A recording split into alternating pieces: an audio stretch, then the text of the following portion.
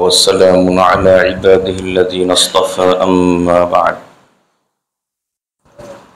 فأعوذ بالله من الشيطان الرجيم بسم الله الرحمن الرحيم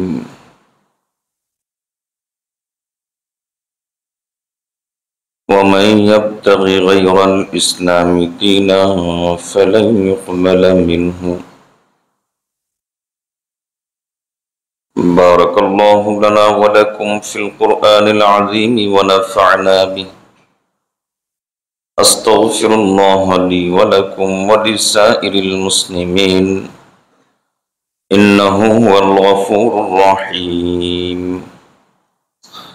اللهم صل على سيدنا محمد وعلى آل سيدنا محمد وبارك وسلم اللهم صل على سيدنا محمد وعلى آل سيدنا محمد وبارك وسلم اللهم صل على سيدنا محمد وعلى آل سيدنا محمد وبارك وسلم সমস্ত প্রশংসা আল্লাহ তাআলার জন্য। আল্লাহ তাআলা আমাদেরকে আজকেও এখানে জুমার নামাজ আদায়ের লক্ষ্যে আল্লাহর ঘর মসজিদে আসার তৌফিক দান করেছেন। এজন্য আমরা অন্তঃস্থল থেকে আল্লাহ তাআলার শুকর আদায় করি, আলহামদুলিল্লাহ।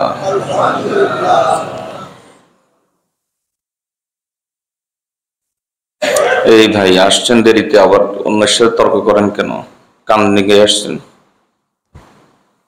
কান ডিঙে আসা হারাম জানেন জুমার দিন?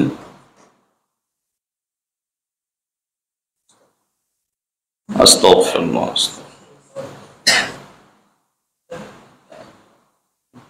কবিরা গুনাহ করে ফজিলত কামাইতে আসছে।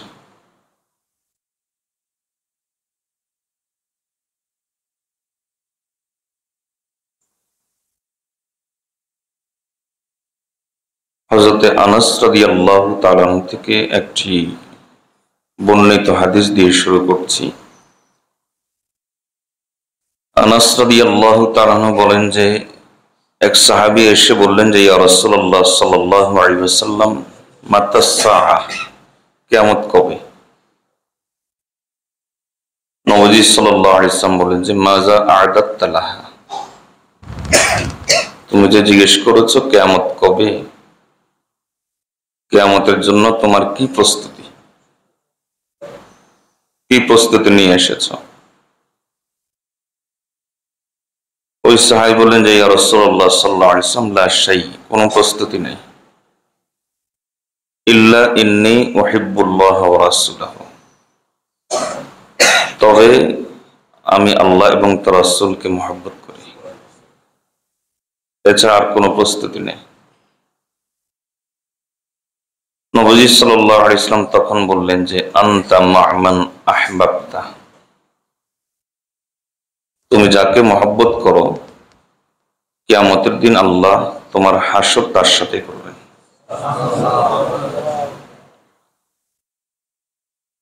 আনাস রাদিয়াল্লাহু তাআলা বলেন যে এই যে নবীজি একটা ছোট্ট কথা বলেছেন, আনতা মা'মান আহবাবতা, তোমার মহব্বত যার সাথে হাসর তার সাথে। তিনি বলেন যে ঈমানের পরে আমরা সাহাবায়ে কেরাম সবচাইতে বেশি খুশি হয়েছে ছোট্ট কথা দ্বারা, তোমার মহব্বত যার সাথে হাসর তার সাথে। এর কারণ তিনি বলেন যে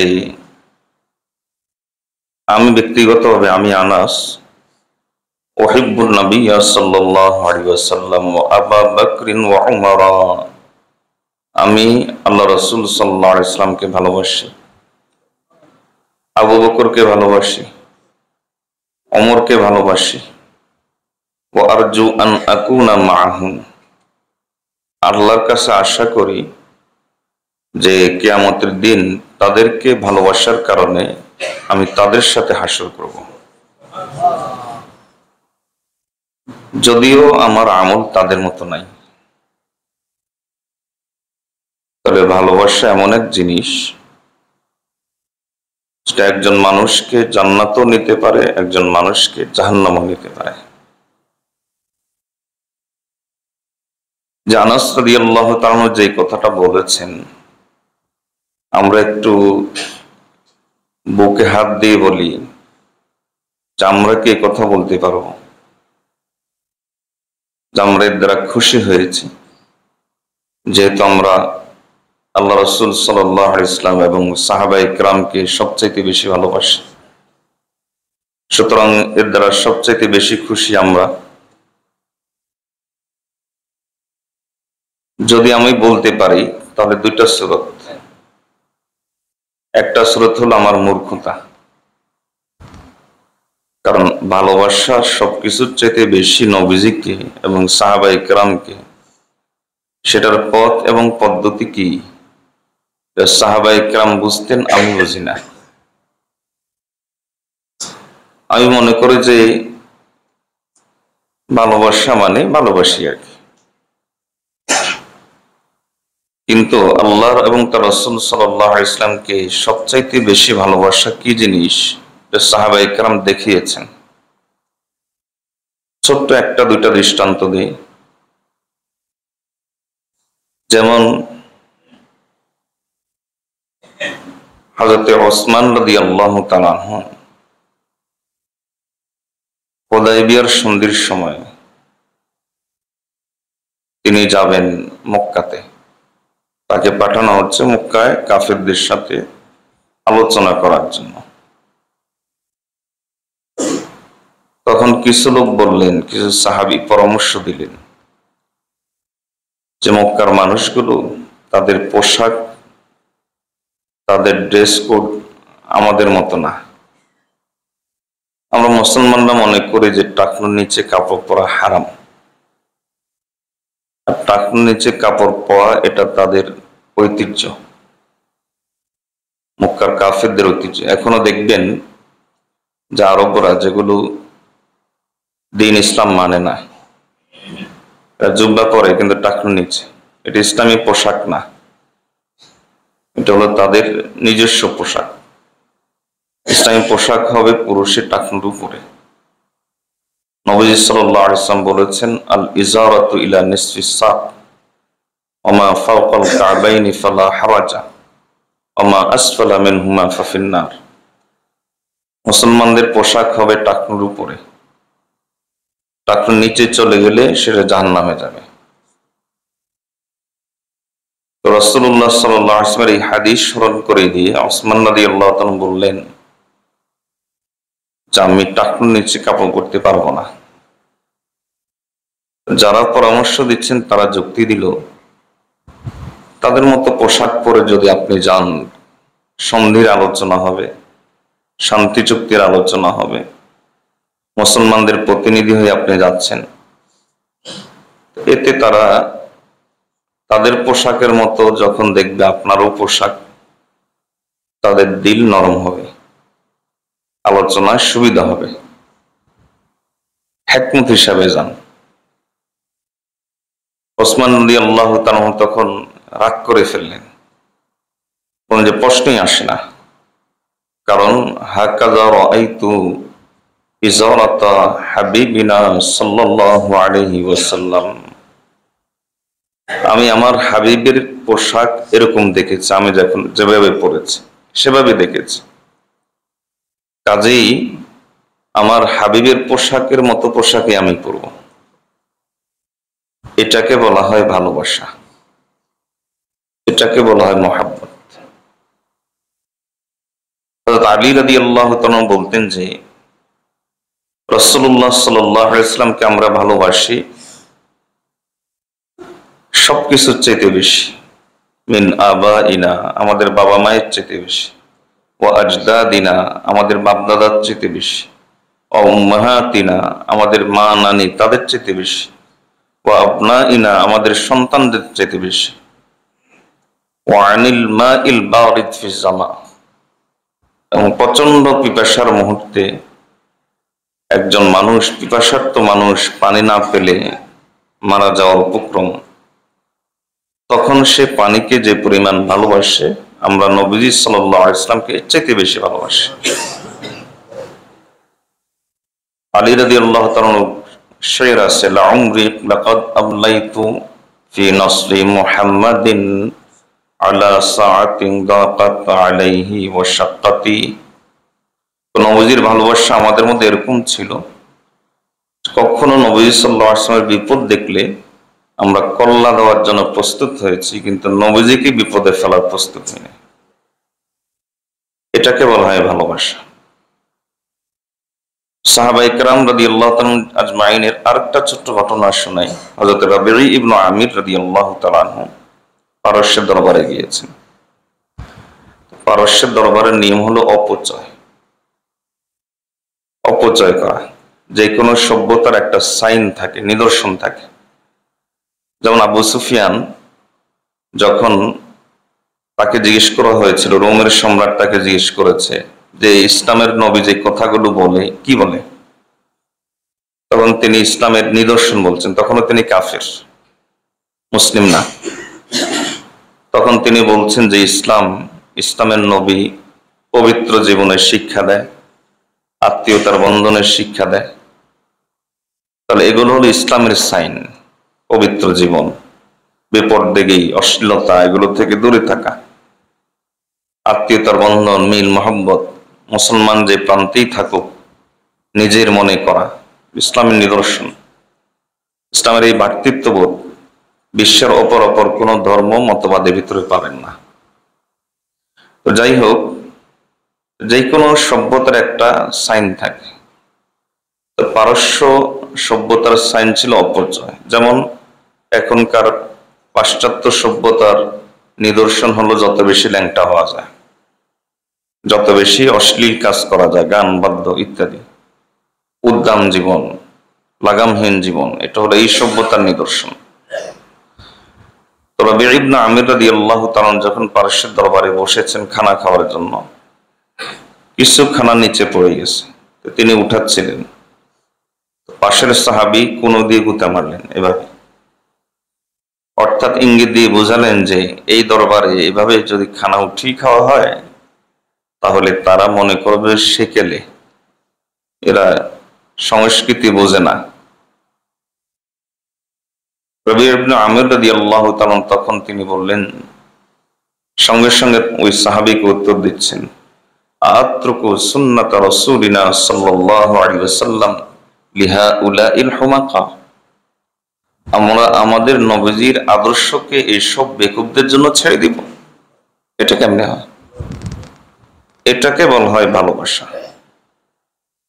এজন্য সাহাবায়ে কেরাম ইমানের পরে সবচেয়ে বেশি খুশি হয়েছেন এই কথা দ্বারা, আনতা মা'মান আহবাবতা। আপনি যাকে ভালোবাসবেন আপনার হাসর তার সাথে হবে। সাহাবায়ে কেরাম রাদিয়াল্লাহু তাআলা আজমাইন ইমানের পরে এই কথার উপর খুশি হওয়ার ভিত্তি আছে, কারণ আছে, যুক্তি আছে, সত্যতা আছে। আমরা যদি বলি যে আমিও খুব খুশি যে নবীজিকে ভালোবাসি, তাহলে আমি আপনাকে জিজ্ঞেস করি, আপনার শরীরের মধ্যে নবীজি কোথায়? আপনার ৩.৫ হাত বোর্ডের ভিতরে নবীজি কোথায়? আপনার পরিবারে নবীজি কোথায়? আপনার সন্তানকে শিক্ষা দেওয়ার সময় নবীজি কোথায়? আপনার ড্রয়িং রুম থেকে শুরু করে আপনার টয়লেট পর্যন্ত নবীজি কোথায়? আপনার পোশাকে নবীজি কোথায়? আপনার চিন্তায় নবীজি কোথায়? আপনার সংস্কৃতিতে নবীজি কোথায়? আপনার চলার স্টাইল, খাওয়ার স্টাইল, পড়ার স্টাইল, ওখানে নবীজি কোথায়? তো যদি না থাকে তাহলে এর অর্থ হলো আমি মূর্খ। আমি মনে করি যে ভালোবাসা মানে ভালোবাসা, ভালোবাসা মানে ভালোবাসা, কিন্তু না, ভালোবাসার মূল অর্থ হলো যে রাসূলুল্লাহ সাল্লাল্লাহু আলাইহি ওয়াসাল্লামকে অনুসরণ করা। যে ব্যক্তি নবীজি সাল্লাল্লাহু আলাইহি ওয়াসাল্লামকে অনুসরণ করলো না কিন্তু ভালোবাসার দাবি করলো, তাহলে এই ভালোবাসা মিথ্যা। এই যে সামনে পহেলা বৈশাখ আসছে, এই পয়লা বৈশাখে কত মুসলমান যে বেঈমান হবে কিন্তু আবার দাবি করবে যে আমি নবীজির উম্মত, অথচ ঈমান হারা হবে। এই পয়লা বৈশাখকে কেন্দ্র করে কি না হয়, আমার চাইতে আপনারা বেশি জানেন। মঙ্গল শোভাযাত্রা নাম দিয়েছে এবং 1989 সালে এই মঙ্গল শোভাযাত্রা আনুষ্ঠানিকভাবে শুরু করে। আপনি উইকিপিডিয়া ঘেঁটে দেখবেন, অথবা এখন আরো সহজ, ওই যে চ্যাট জিপিটি ওর একটু জিজ্ঞেস করে দেখিয়েন যে মঙ্গল শোভাযাত্রার ইতিহাস কি। দেখবেন যে মঙ্গল শোভাযাত্রার ইতিহাসই হলো, এটার ভিত্তি হলো ধর্মনিরপেক্ষতা, ইসলামকে ঠেকানো, ইসলামের ঐতিহ্যকে ঠেকানো। এজন্য হ্যান কোনো কর্মকাণ্ড নাই যে মঙ্গল শোভাযাত্রায় এখানে ঢুকানো হয়নি, নামই দিয়ে দেওয়া হয়েছে মঙ্গল শোভাযাত্রা। অথচ ইসলামে প্রথম এই আইডিয়াটাই তো ইসলামের মধ্যে নেই। রাসূলুল্লাহ সাল্লাল্লাহু আলাইহি ওয়াসাল্লাম হাদিসের মধ্যে বলেছেন, লা তিয়ারাতা ফিল ইসলাম, ইসলামের মধ্যে শুভ আর অশুভ বলতে কোনো কিছু নেই। এরপরে সূর্য স্নান করা হয়, অগ্নি প্রযুক্তির সূর্য পূজারীদের থেকে নেওয়া, মূর্তি, বিভিন্ন ধরনের বড় বড় মূর্তি হিন্দুদের থেকে নেওয়া, শাঁখা সিঁদুর হিন্দুদের থেকে নেওয়া, গান বাদ্য নাচ ইত্যাদি তো আছে, এগুলো তো স্পষ্ট হারাম এবং কবিরা গুনাহ। পান্তা ভাত খাওয়া, সকালে পান্তা ভাত খাওয়া তো নিষিদ্ধ ছিল না, এটা তো হালাল জিনিস, কিন্তু সেদিনই পান্তা ভাত ইলিশ দিয়ে খেতে হবে। এইগুলোর সাথে বাঙালির সাথে কি সম্পর্ক? ধুতি পরা কি সম্পর্ক? এরপর আরো কি ধরনের পোশাক পরে, বিশেষ ধরনের পাঞ্জাবি পরে, হিন্দুয়ানি সংস্কৃতি। এই সমস্ত অপসংস্কৃতির একটা কম্বো হলো পয়লা বৈশাখ উদযাপন। মঙ্গল শোভাযাত্রার মাধ্যমে এগুলো পালন করা হয়। রাসূলুল্লাহ সাল্লাল্লাহু আলাইহি ওয়াসাল্লাম বলেছেন, মান তাশাব্বাহা বিকওমিন ফাহুয়া মিনহুম, যে যে জাতির অনুসরণ করবে সে সে জাতির অন্তর্ভুক্ত হবে। নবী সাল্লাল্লাহু আলাইহি ওয়াসাল্লামের সাহাবী হযরত ওমর রাদিয়াল্লাহু তাআলা আনহু, তিনি বলতেন যে তোমরা অমুসলিমদের যে সমস্ত অনুষ্ঠান আছে ওই সমস্ত অনুষ্ঠানে তোমরা যেও না, এবং সেখান থেকে কিছু বেচা কেনাও করিও না, কিছু কেনার উদ্দেশ্যও যেও না। আমরা অনেক সময় এ জাতীয় অনুষ্ঠানে যাই কেন? জিনিস সস্তায় পাওয়া যায়। আবার ক্রিসমাস উপলক্ষে বিভিন্ন কোম্পানি ছাড় দেয়, বড় বড় কোম্পানি যেগুলো আছে এগুলো ছাড় দেয়, অ্যামাজন ইত্যাদি বিভিন্ন হয়ে ছাড় দেয় ক্রিসমাস উপলক্ষে। তখন আমরা সেখান থেকে ওগুলো খরিদ করি। ওমর রাদিয়াল্লাহু তাআলা বলেন যে না, তোমরা এটা করিও না, কারণ এই জাতীয় অনুষ্ঠানে 24 ঘন্টা আল্লাহর লানত নাজিল হয়। তুমি যদি সেখানে যাও তাহলে তুমিও তো আল্লাহর লানতের উপযুক্ত হয়ে যাবে। এই জন্য এই জাতীয় অনুষ্ঠানে তোমরা যেও না। পয়লা বৈশাখ উপলক্ষে বা পয়লা বৈশাখের বিরুদ্ধে যখন আলেমরা কিছু বলে, ওই যে বিগত স্বৈরাচারী সরকারের আমলে এক মন্ত্রী তো বলেছিল যে এই পয়লা বৈশাখ পালন করলে ইমান যায় না। এতে ইমানেই বুঝে না ইমান যায় না কি জিনিস, সেটা কেমনে বুঝবে? আমি প্রায় আপনাদেরকে একটা ঘটনা শুনাই, এখনো না শোনানোর লোভ সামলাতে পারছি না। ওই যে হযরত থানভী রহমাতুল্লাহ ঘটনাটা না লিখলে আমি সাধারণত বলতাম না, এবং এই বিষয়গুলো বোঝার জন্য এর চাইতে চমৎকার দৃষ্টান্ত নাই। তিনি বলেন যে একটা খারাপ মহিলা, সে সমাজে পরিচিত খারাপ হিসাবে, এক কথায় সে বেশ্যা। তো যাচ্ছিল সে পথ দিয়ে, সবাই জানে এই মহিলাটা খারাপ, একটা পথ দিয়ে যাচ্ছে, ওয়াজ মাহফিল হচ্ছে, সেখানে একজন বক্তা বয়ান করতেছেন যে এই এই কারণে ওযু ভাঙ্গে, এই এই কারণে গোসল ফরজ হয়। মহিলার মেজাজ গরম হয়ে গেছে। মহিলা গিয়ে ওই মাহফিলের সামনে গিয়ে চিৎকার করে বলতেছে, হুজুরের কথা শুনিয়েন না, আমাকে তো চিনেন, কত বছর পর্যন্ত এগুলা করি, কিন্তু কোনো সময় ওযু ভাঙতে তো দেখিনি। এরকম কিছু লোক আছে যে ইমান যে কতবার চলে গেছে কিন্তু এরপরে ইমান ভাঙতে দেখে নেই। এরা এই বেশ্যা মহিলার চাইতে খারাপ, এই বেশ্যা মহিলার চাইতে এই লোকগুলো খারাপ। স্পষ্ট কথা, মঙ্গল শোভাযাত্রা যারা বিশ্বাস করবে এরা ধর্মনিরপেক্ষ মতবাদে বিশ্বাসী, আর ধর্মনিরপেক্ষ মতবাদ বিশ্বাস করা স্পষ্ট কুফরি। পরিষ্কার কথা, এ জাতীয় শোভাযাত্রায় যারা অংশগ্রহণ করবে, এই অপসংস্কৃতির ভিতরে, এই মূর্তির সংস্কৃতির ভিতরে যারা ঢুকে যাবে, যারা অংশগ্রহণ করবে, তারা মূলত কখনোই নিজেকে মুসলমান দাবি করার বিন্দু পরিমাণ অধিকার হারিয়ে ফেলে। এক বিন্দু পরিমাণ অধিকার তার থাকে না, সে নিজেকে মুসলমান দাবি করবে, বিন্দু পরিমাণ অধিকার হারিয়ে ফেলে। আল্লাহ তাআলা আমাদেরকে, আমাদের যুবক যুবতীদেরকে এই কথাগুলো বোঝার তৌফিক দান করুন। এখন আপনারা মুরব্বীরা যারা আছেন, আপনার ছেলে আপনার মেয়ে কলেজে পড়ে, ভার্সিটিতে পড়ে, পয়লা বৈশাখ উদযাপন করবে। পয়লা বৈশাখ উদযাপন করলে এই যে আমার কথা আপনার কানে যাচ্ছে, মঙ্গল শোভাযাত্রা, শিশু সিন্ধা, এগুলা কি বলে, এগুলো আপনার করা, এগুলো করলে যে ঈমান চলে যায়, এটা আমার কথা আপনার কানে যাচ্ছে, এটা যে পরিমাণ সত্য, এর চাইতে বেশি সত্য, এর চাইতে বেশি সত্য। এবার আপনি কি একজন অমুসলিম সন্তানের বাবা হবেন? আপনার সন্তান অমুসলিম হয়ে যাবে, আপনি বাবা হবেন? আপনি কি একজন অমুসলিম সন্তানকে লালন করবেন? আপনার পরিবারের ঈমানের ব্যাপারে আপনার কোনো ফিকির থাকবে না। তাহলে আপনি বা কতটুকু ঈমানদার, নিজেকে প্রশ্ন করেন। আল্লাহ তাআলা আমাদেরকে কথাগুলো বোঝার তৌফিক দান করুন। আল্লাহ তাআলা আমাদেরকে কথাগুলো পরিপূর্ণভাবে বোঝার তৌফিক দান করুন। রাসূলুল্লাহ সাল্লাল্লাহু আলাইহি ওয়াসাল্লামের আরেকটি হাদিস শুনিয়ে দিচ্ছে। নবীজি সাল্লাল্লাহু আলাইহি ওয়াসাল্লাম বলেন, আবগাদুন নাসি ইলাল্লাহি সালাসা, আল্লাহর কাছে সবচাইতে ঘৃণিত হলো তিন ব্যক্তি। তিন ব্যক্তি আল্লাহর কাছে সবচাইতে ঘৃণিত। এক নম্বর, মুলহিদুন ফিল হারাম, যে ব্যক্তি বাইতুল্লাহতে কবিরা গুনাহ করে।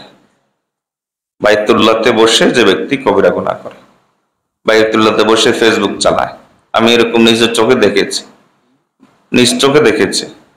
বাইতুল্লাহতে বসে বসে ফুটবল খেলা দেখতেছে, আমি নিজ চোখে দেখছি। তাহলে এরা হলো আল্লাহর কাছে সবচেয়ে ঘৃণিত। আর আরেকটা হলো ওয়ামুবতাগিন ফিল ইসলাম সুন্নাতাল জাহেলিয়া, যারা ইসলামে প্রবেশ করার পরেও অমুসলিমদের সংস্কৃতিতে খুশি। অমুসলিমদের সংস্কৃতিতে যারা খুশি, আপনি আশ্চর্য হবেন যে এই দেশে এই যুগে যুগে সময়ে সময়ে ধর্মীয় পক্ষমতবাদ, ফেসিবাদ, এগুলোর জন্মদাতাই হলো এই চারুকলা, এই জাতীয় প্রতিষ্ঠানগুলা। এগুলো সবসময় এদের পক্ষে একটা বয়ান তৈরি করে, বাঙালির সংস্কৃতি নাকি এটা। আল্লাহ তাআলার কাছে পানাহ চাই, আল্লাহ তাআলা আমাদেরকে এই জাতীয় অপসংস্কৃতি থেকে হেফাজত করুন, সবাই বলে আমিন।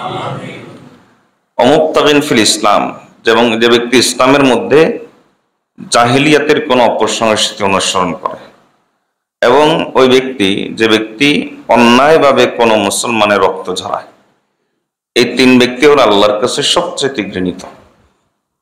আমার জানা নাই যে এবছর মঙ্গল শোভাযাত্রা এর মাধ্যমে পয়লা বৈশাখ উদযাপন হবে না কিভাবে হবে আমি জানি না, কিন্তু যদি ওরকম আগের যে চরিত্র ছিল এই পয়লা বৈশাখের, তাহলে এই ব্যাপার হুকুম এটাই। আর যদি পয়লা বৈশাখ উদযাপন করা হয় নববর্ষ হিসাবে, নববর্ষ হিসাবে উদযাপন করলে শিরিক হবে না, কুফর হবে না, তবে এটাও কবিরা গুনাহ, কারণ এটা অমুসলিমদের অনুসরণেই করা হয়। অমুসলিমদের অনুসরণের এই নববর্ষ উদযাপন করা হয়। নববর্ষ উদযাপনের নামে যদি যেই অনুষঙ্গ যেগুলো আছে কুফরি এবং শিরিকের অনুষঙ্গ, সেগুলো যদি যুক্ত হয় তাহলে এটা কুফরি, তাহলে এটা শিরিক। আর যদি এই অনুষঙ্গগুলো যুক্ত না হয়, কেবলই নববর্ষ উদযাপন, গান বাদ্য ইত্যাদি, গান বাদ্য ইত্যাদি এগুলো হারাম, কবিরা গুনাহ। নববর্ষ উদযাপন এটাও ইসলামের মধ্যে নেই। রাসূলুল্লাহ সাল্লাল্লাহু আলাইহি ওয়াসাল্লাম পরিষ্কার করে বলেছেন যে আমাদের মুসলমানদের নিকট উৎসব দুইটা, একটা হলো ঈদ উল ফিতর আর একটা হলো ঈদ উল আযহা।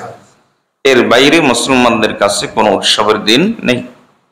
ইসলামের প্রতিটা দিনই উৎসব পালন করার মতো, আবার বলা যায় প্রতিটা দিনই আবার শোক পালন করার মতো। আপনি কয়দিন উৎসব পালন করবেন, কয়দিন আপনি শোক যাপন করবেন? ইসলাম রাসূলুল্লাহ সাল্লাল্লাহু আলাইহি ওয়াসাল্লাম আমাদেরকে নির্ধারিত করে দিয়েছেন আমাদের জন্য পালনীয় উদযাপনের দিন হলো দুইটা, একটা হলো ঈদুল ফিতর আর একটা হলো ঈদুল আজহা। আল্লাহ সকল মুসলমানকে এ থেকে দূরে থাকার তৌফিক দান করুন। আরেকটি বিষয়, ফিলিস্তিনের পতন আমরা দেখলাম। আমাদের এই চোখ দুর্ভাগা, হতভাগা, যা আমাদের সামনে এমন একটি ইতিহাসের ট্র্যাজেডি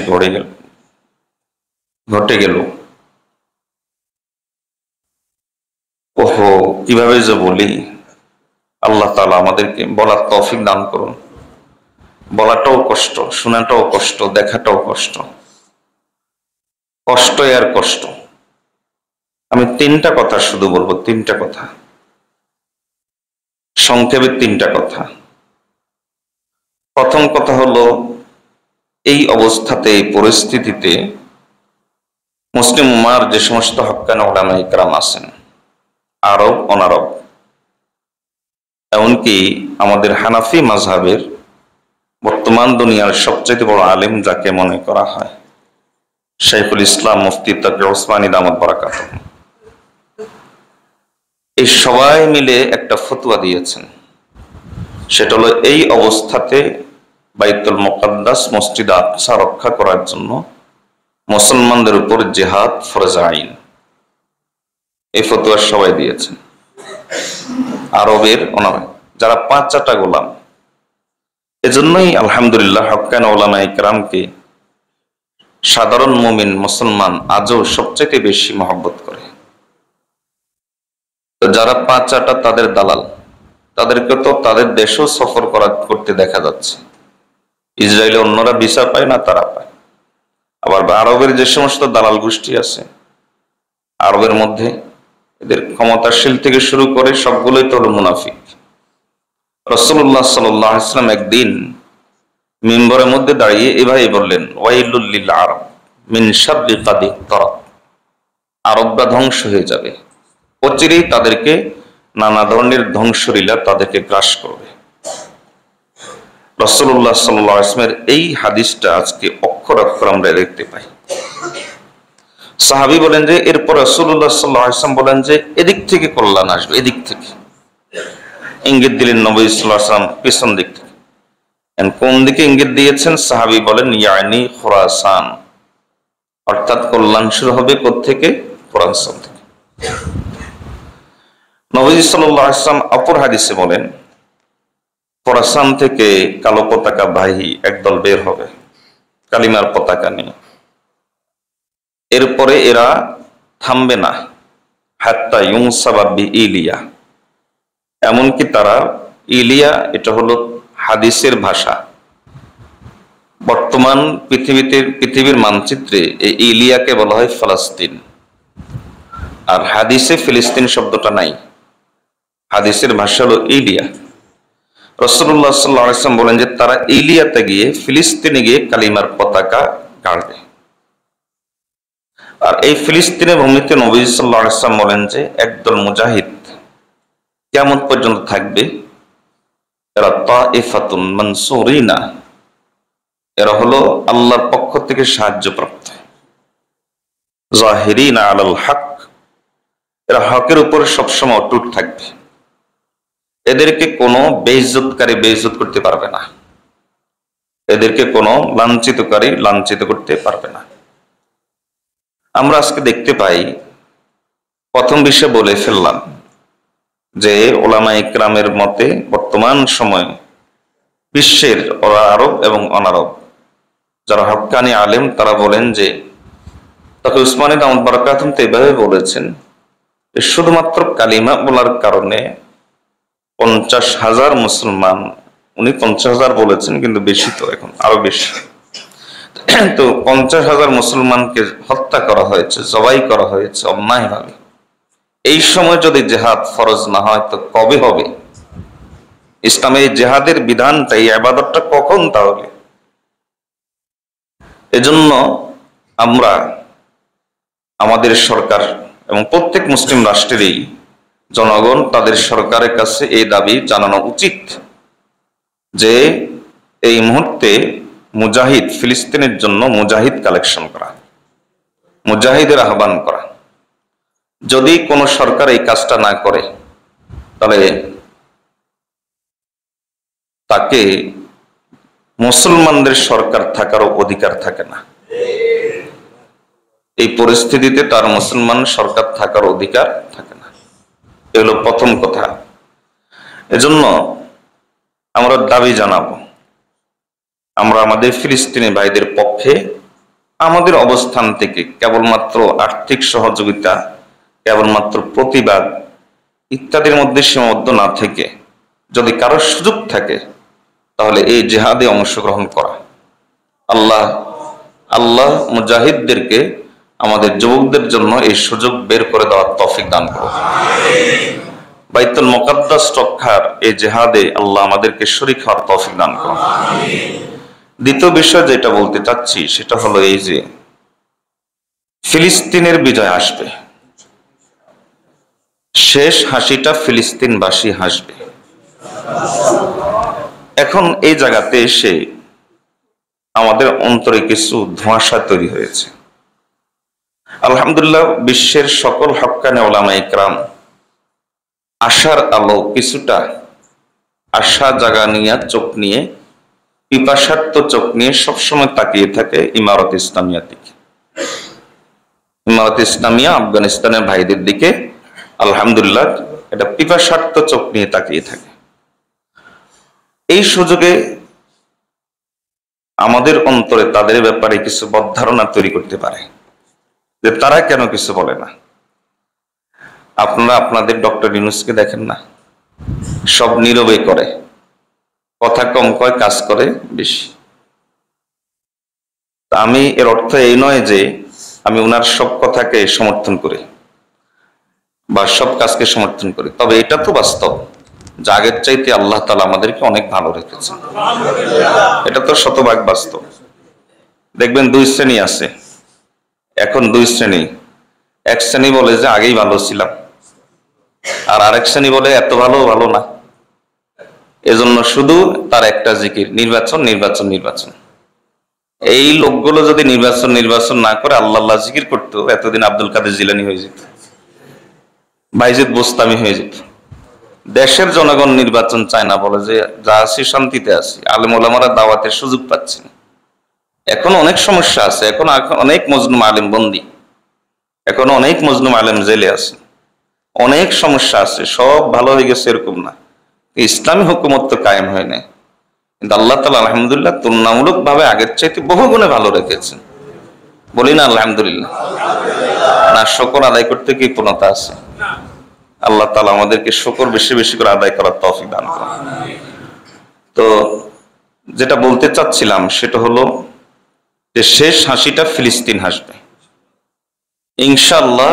খুব অচিরেই ইনশাআল্লাহ আমাদের শামের মুজাহিদ বাহিনী অর্থাৎ ফিলিস্তিনের মুজাহিদ বাহিনীর সাথে অচিরেই ইনশাআল্লাহ আমাদের খোরাসানি ভাইরা যুক্ত হবে ইনশাআল্লাহ। আমরা সেই আশায় আছি ইনশাআল্লাহ। এজন্য আল্লাহর ওয়াস্তে পৃথিবীর বুকে বর্তমান জমিনে ওলামা ইকরামের দৃষ্টিতে সাহাবা ইকরামের সবচেয়ে বেশি আদর্শ এবং নমুনা যাদের মধ্যে পাওয়া যায়, তাদের ব্যাপারে বদধারণা করে কবিরা গুনাহ করিয়েন না, ঈমান নষ্ট করিয়েন না। অনেকেই বলে যে হামাস কেন ইসরায়েলের উপর আক্রমণ করলো, এর কারণে তো এখন এই সমস্যা। আল্লাহর বান্দা রাসূলুল্লাহ সাল্লাল্লাহু আলাইহি ওয়াসাল্লাম বলেছেন, এই ভূমিতে, এই জায়গাতে একদল মুজাহিদ থাকবে হকের উপর, এবং এরা কখনো বাতিলের সামনে মাথা নত করবে না, কোন লাঞ্ছিত করে এদেরকে লাঞ্ছিত করতে পারবে না। আপনি একটু চোখ বন্ধ করে বলেন, একটু কিছুক্ষণের জন্য চোখ বন্ধ করে বলেন, নবী সাল্লাল্লাহু আলাইহি ওয়াসাল্লামের এই হাদিসটা সত্য তো অবশ্যই, এতে তো কোনো সন্দেহ নেই। তাহলে বলেন তো, এই হাদিসের বর্তমান সময়ে এই হাদিস যখন সামনে আসে তাহলে কাদের কথা আমাদের মনের মধ্যে বেশি ওঠে? এছাড়া আর কেউ আসছে বলেন?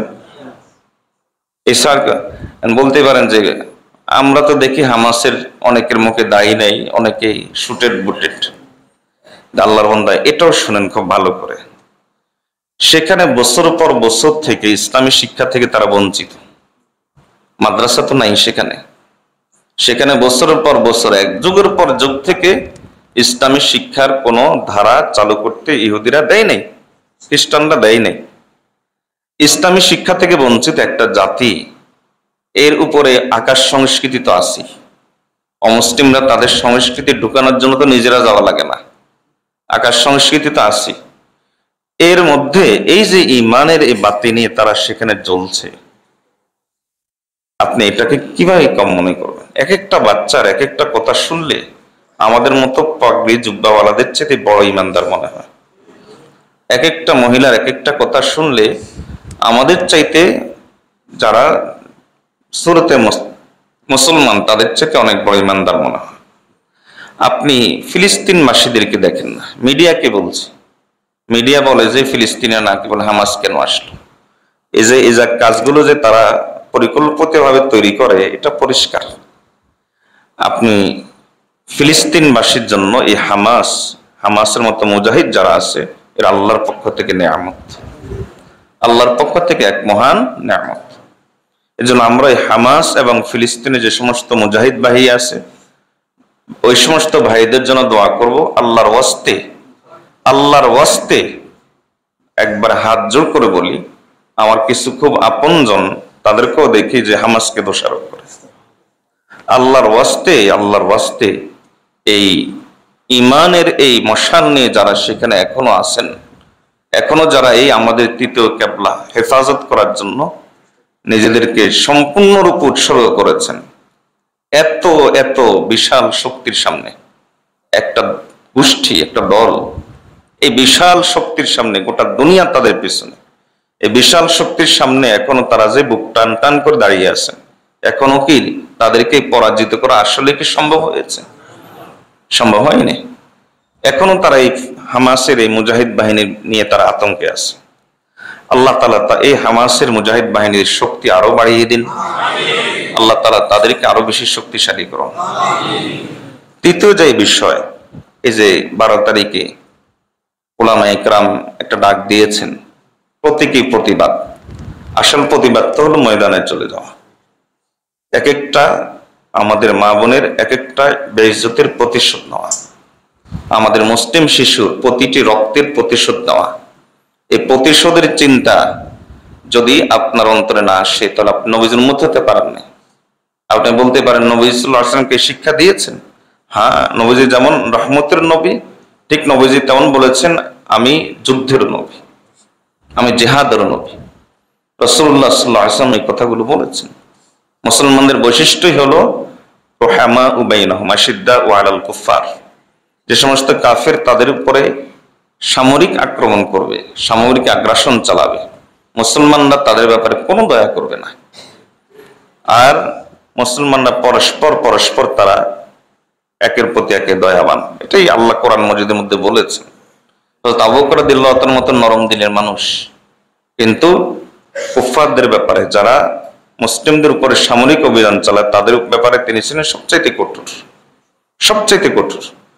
তো আমি যেটা বলতে চাচ্ছি, এই 12 তারিখ অথবা আগেও দেখেছে যে প্রতিবাদগুলো হয় বা হয়েছে, সামনে হবে, আরো হওয়া উচিত। 12 তারিখে ইনশাল্লাহ আশা করা যায় দেশের একটা সবচাইতে সর্ববৃহৎ ইনশাল্লাহ সমাবেশ হবে, সর্ববৃহৎ প্রতিবাদ হবে। আপনারা তো উপস্থিত থাকবেন, আপনাদের প্রতি এক ধারণা আমার আছে, ইনশাল্লাহ সবাই উপস্থিত থাকবেন। কিন্তু এই যে এই প্রতিবাদগুলো করতে গিয়ে যে জিনিসটা ঘটে, সেটা আমরা দেখেছি যে ওই যে কেএফসি, বাটা ইত্যাদি, এই পণ্যগুলো বর্জন করতে হবে, এটা ইমানের দাবি। ইহুদিদের পণ্য বর্জন করা এটা ইমানের দাবি। কিন্তু এই দোকান, এই প্রতিষ্ঠানগুলো ভেঙে ফেলা, বলেন তো এটা কি কখনো ইসলাম শিখাইছে? এখন এই দোকান টোকান বা কেএফসি টেফসি এগুলো ভাঙলে কি হয় বলেন? এগুলো ভাঙলে ওই যে আগেই ভালো ছিলাম যে যারা বলে থাকে তাদের কথাই প্রতিষ্ঠিত হয়। কথা বুঝাইতে পারি না এমন। দুনিয়ার বাহ্যিক বিচারে, বাহ্যিক হিসাবে দেশের মধ্যে বিভিন্ন বিদেশি ইনভেস্টররা আসতেছে। দেশের দিনই কোনো ফায়দা, বড় ফায়দা না হলেও আমাদের দেশের তো একটা উপকার হচ্ছে, এবং এটা এক প্রকার পরোক্ষভাবে দিনই ফায়দা হয়ে যায়। তো এই যে এই পরিস্থিতিতে আমরা যদি এই যে বিশৃঙ্খলাগুলো করি, তাহলে বলেন, তাহলে এই ইনভেস্টররা তারা বা যারা বিদেশি মেহমান যারা আছে তারা কোন দৃষ্টিকোণে দেখবে? এজন্য আল্লাহর ওয়াস্তে এই জাতীয় কোনো কাজ করবেন না। আমার ধারণা এই জাতীয় কাজ যারা আসলেই ফিলিস্তিনদের পক্ষে প্রতিবাদ করার জন্য গেছে তারা করেন নাই। আমার ধারণা হলো এই কাজগুলো করছে ওই যে আগেই যারা ভালো ছিলাম বলে এই লোকগুলাই করছে এই কাজ, শুধুমাত্র দেশের মধ্যে একটা বিশৃঙ্খলা পরিস্থিতি তৈরি করার জন্য। এজন্য প্রতিবাদ হবে শান্ত ভাষায়, প্রতিবাদ হবে সুন্দরভাবে। ওলামা ইকরাম যেভাবে দিক নির্দেশনা দেন, এই জাতীয় কোনো কাজ করতে গেলে তাহলে তাকে ধরবেন, ধরে সঙ্গে সঙ্গে আইনের হাতে দিয়ে দিবেন, পুলিশের কাছে দিয়ে দিবেন। কারণ এরা দেশের শত্রু, এরা বন্ধুর বেশের শত্রু, মুনাফিক বেশ, এরা মুনাফিক। আল্লাহ আমাদেরকে কথাগুলো বোঝার তৌফিক দান করুন।